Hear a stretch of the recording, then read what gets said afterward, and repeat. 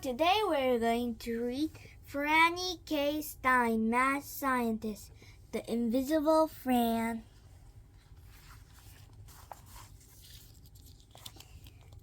Chapter 11, Sneaking Out to Join the Circus. Aaron, Lawrence, and Pill crept quietly into the school. They were wearing outfits unlike any they had worn before. They were dressed like mad scientists. They had tools and notes and devices that no real science will use to finish practically build a robot. And yet, there is exactly what they intended to do. They surrounded the robot and waited for one of those brilliant thoughts to pop into their heads.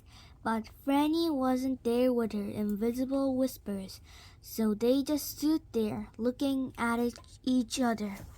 After a while, Pill became impressed that decided to pretend to have a brilliant thought. It should be able to squirt ketchup from its nose right here, he said. The other two nodded. It needs to be able to extend this like so, Aaron said, also faking an idea.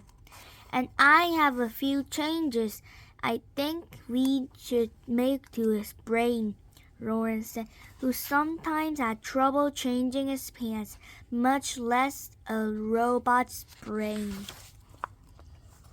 We're totally mad scientists now, Aaron said, as she pulled carefully at wires at the robot's chest.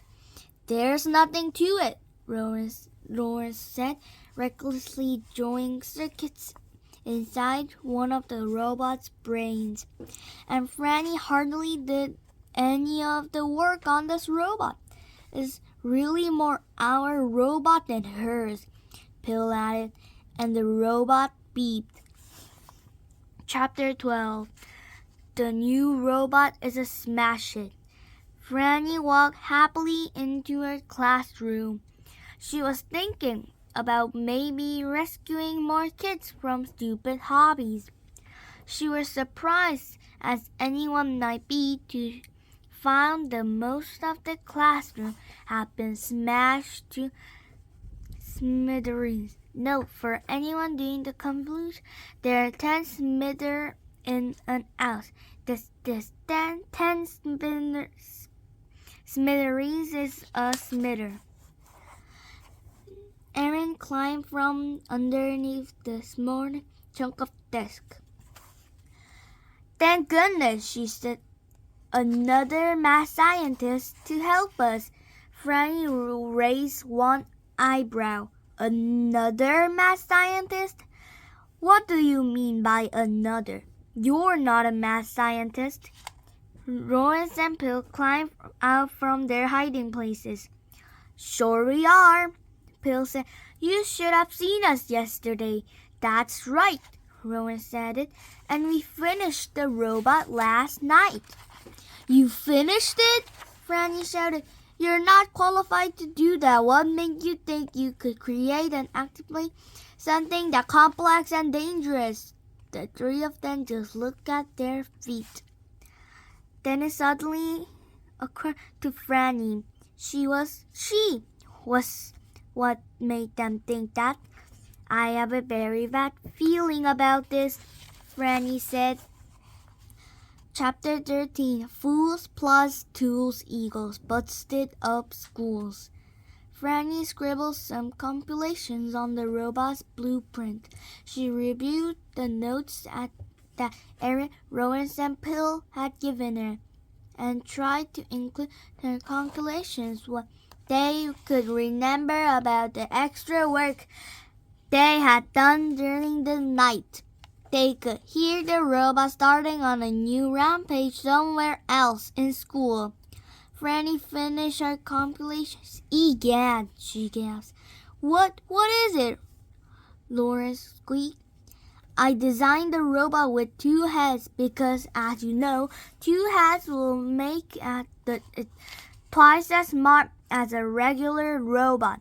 Bill tried to look like he understands. But you guys you don't know the first thing about robots or electronics or science or machines or maybe anything. Amos growled a bit, but this was no time to argue. You see, because you know nothing, you actually made this robot twice as stupid as the regular robot. So will that make easier to stop? Lawrence asked hopefully. Hand me my backpack, Franny said sternly. Chapter 14, Stupider and Stupider. Franny took another toss of invisibility formula. It can't smash what it can't see, she said, turning her back to sound optimistic as she faded from their sight. Most monsters, even though they are often horribly disrupted, have a plan. Either they want something, they hate something, or they're just trying to escape capture. So it's easy for a scientific mind to figure them out and stop them. This thing is different, Franny thought. This robot is a pure stupidness. It has 2 whole heads full of stupid. Pure stupidness does things for no good reason. What would a pure science stupid creature do in a school? Franny thought. Franny ran past the door on which robot had left some graffiti. It was badly spelled, badly drawn, and not at all clever. In addition, Franny said, it's probably inaccurate. If the principal really does have a rubber butt, it's surely by now they have flown into the console with a magnetical exact Switzerland. Franny ran past gigantic spit was and the robot had left dirling from the ceiling and dripping down the walls. Spit one, she said. Can you imagine using perfectly good spit this way? Spit, like most science, is hours of fun for a child with a microscope. Only the idiot will squander it this way.